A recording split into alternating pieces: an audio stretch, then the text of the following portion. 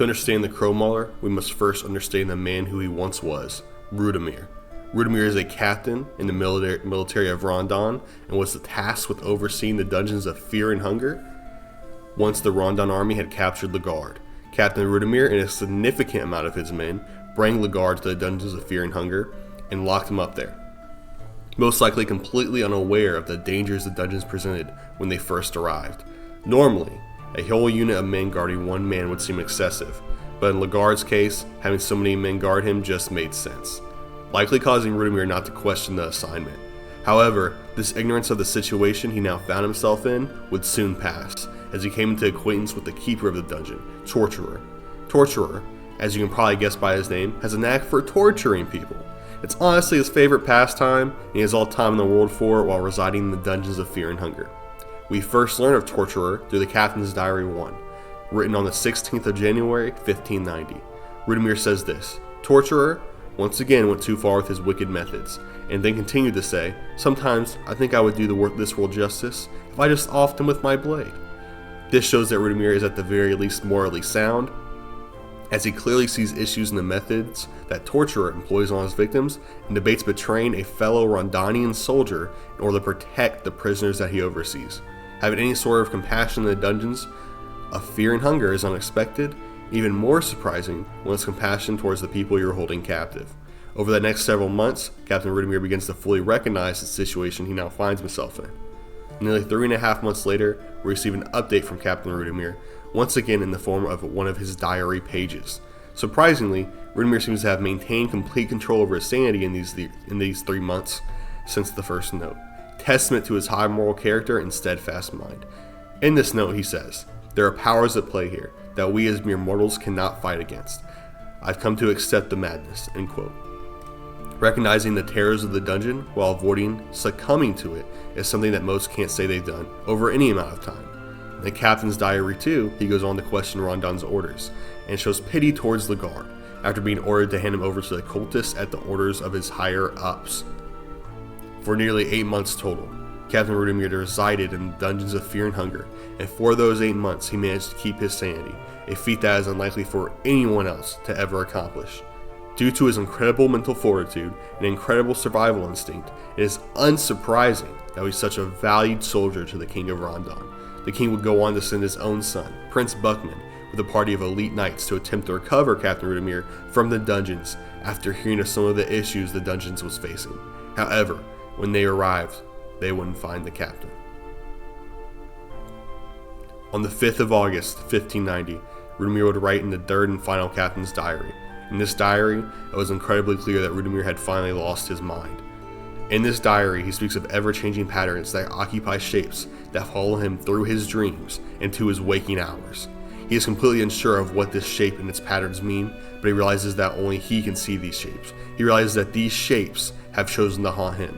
They've chosen him, and because of this, he was no longer a mere human. He was becoming different, shedding his human skin. Along with this new form, he was given a new purpose. He says, "Maybe I'm the only sane one left to acknowledge this. Is it my responsibility to clean up everything once again? The crows, they give their testament to my suspicions. I will start the purge. I will root out the madness. Only I can do it," end quote. Captain Rudimir knew better than anyone the horrors of the dungeons. He had lived there for 8 months and had seen more than anyone. He was well versed in the horrors. He saw his own men turn into monsters and used his last drops of sanity to come to the ultimate conclusion: that every creature tainted by the evils of the dungeons must be eliminated. He himself would cleanse the world of this madness and serve as a stalwart keeper of these dungeons eons after he claimed every soul inside. Unfortunately, he would never see the completion of these goals. The Captain's Diary depicts the tragedy of an incredibly great man known as Rudimir. However, that tragedy, a hero was born. The monster that we know as the Crow Mauler. The Crow Mauler is far from being considered a hero in the traditional sense. However, after looking through the lens that Fear and Hunger provides, it becomes clear that his scorched earth policy when it comes to the dungeons gives him this label. Captain Rudimir could have abandoned his post. He could have fled the dungeons. He could have become one of the barbaric monsters that pursue pleasure like his own soldiers did. He could have simply taken his own life. Instead of these options, he became a purifier. He became a slayer of evil. He He became completely dedicated to calling the powers of the dungeon. He became a hero. He became the Crow Mauler.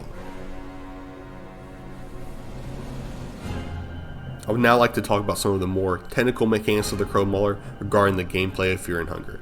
When the Crow Mauler is active on the floor, he generally only pursues the player character and ignores the other enemies present. This is lore inaccurate to the Crow Mauler. The likely reason is he's programmed not to attack other creatures in the dungeon, because he would simply kill them all and destroy the difficulty progression for the player, making the overall gameplay experience worse. Another thing I would like to discuss is the similarities between the Crow Mauler and Ragnavadil's, I don't know how the fuck to say his name, guys, the similarities between them are striking. Both reach the same conclusions about the dungeon. And Rag's rank ending is the ending that Crow Mauler was pursuing himself. If Rag had arrived to the dungeon sooner, maybe there's a chance that him and Rudimir could have pursued this goal together.